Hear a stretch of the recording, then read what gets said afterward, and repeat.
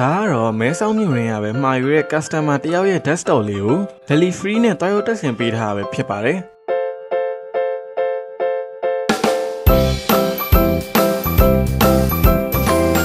customer ကြိုဝယ်ထားတဲ့ TV လေးမှာပဲတက်ဆင်ပေးခဲ့ပါတယ်။ monitor ဆိုရင်လည်း LG 28လမ်းမှာ monitor ကိုမှာယူထားတာပဲဖြစ်ပါတယ်။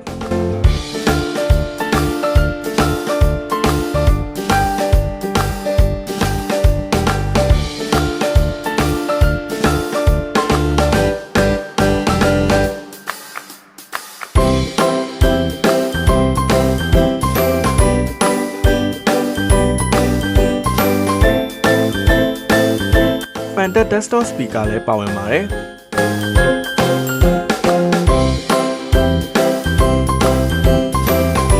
Uvo gaming keyboard နဲ့ mouse ကိုလည်းမှာယူထားပါတယ်။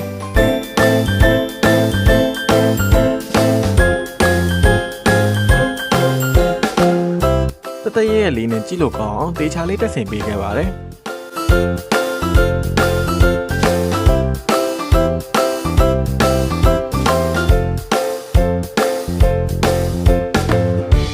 မှာယူခြင်းနဲ့ဆိုလို့ရှိရင်တော့ကျွန်တော်တို့လည်း KU နီမှာဆိုင်ကွယ်လောက်မှာယူရတယ်လို့မြောက်ရီမဲဆောင်းနဲ့ထိုင်းနိုင်ငံတွေကအနှံ့ကိုလည်းပို့ဆောင်ပေးပါတယ်။တင်ကွန်ပျူတာကောင်းတစ်လုံးပိုင်ဆိုင်ရဖို့အတွက်ကျွန်တော်တို့လည်း KU နီမှာတာဝန်ယူပါတယ်။